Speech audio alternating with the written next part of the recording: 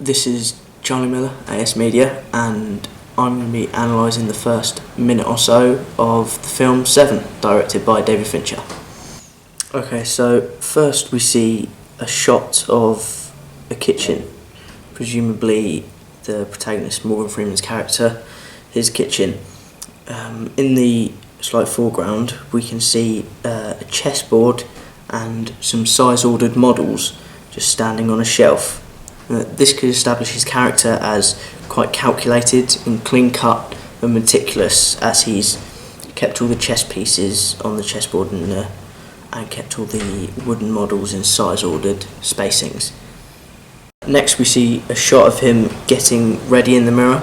It's a reflected shot of him making sure that his tie is perfect, and this again establishes his character as quite meticulous, and it could also establish him as quite a smart character because he's wearing a suit to his work.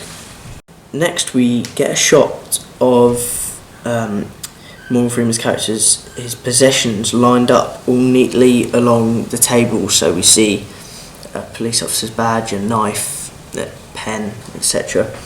This establishes him as a member of the police force because we see the badge. This could also establish the genre of the film as either a crime or a thriller, because the common convention of those is that there's a police officer protagonist.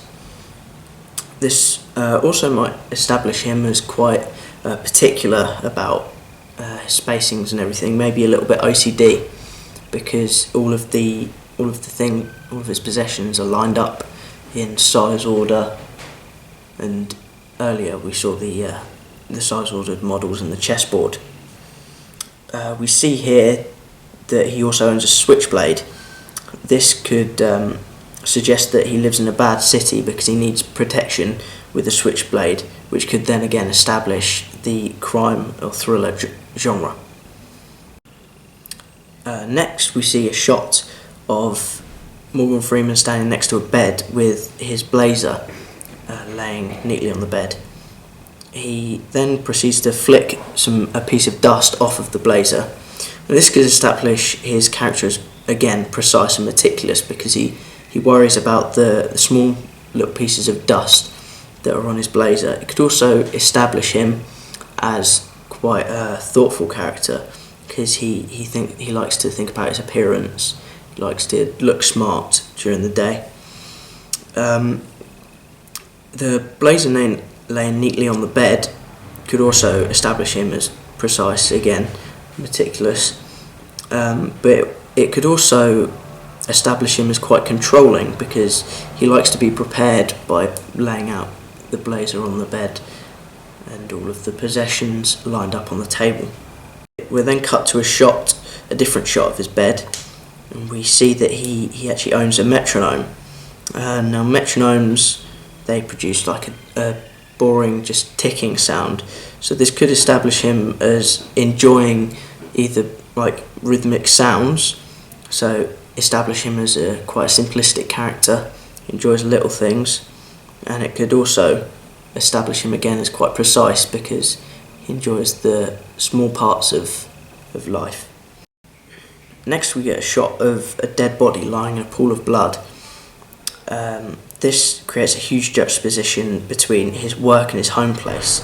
This could establish him as quite a stressed character, seeing as he keeps his home the complete opposite to what his work is, which could again establish him as stressed, because his home is where he goes to escape the chaos of the work. This also could establish the thriller genre, as he works in quite a chaotic environment in maybe a bad city, things like this.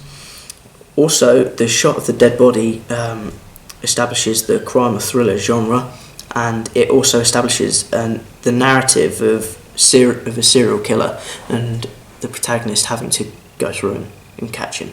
Next we get a shot of the protagonist looking at some pictures on the fridge of the house where the murder has taken place, and this he then asks if the kid saw the murder. This could establish him as quite a perfectionist, because he's worried about the little things. He likes to tie up his investigations perfectly and get every little small detail. but it could also establish a dramatic narrative because he's trying to preserve some sort of innocence in the world.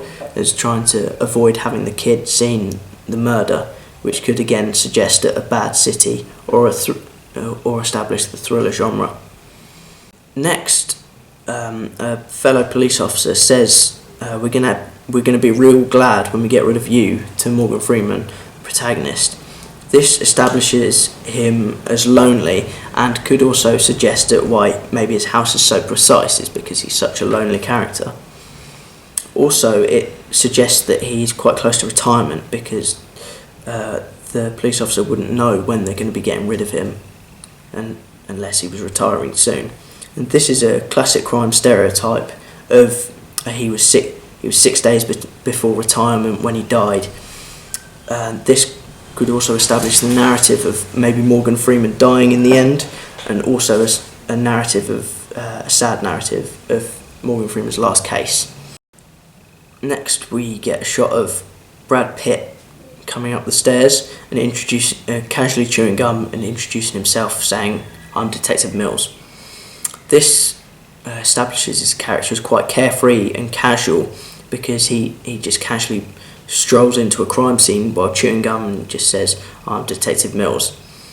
This also creates a juxtaposition between the two characters of Morgan Freeman and Brad Pitt, because Morgan Freeman is quite precise and meticulous, whereas Brad Pitt seems quite carefree and sloppy.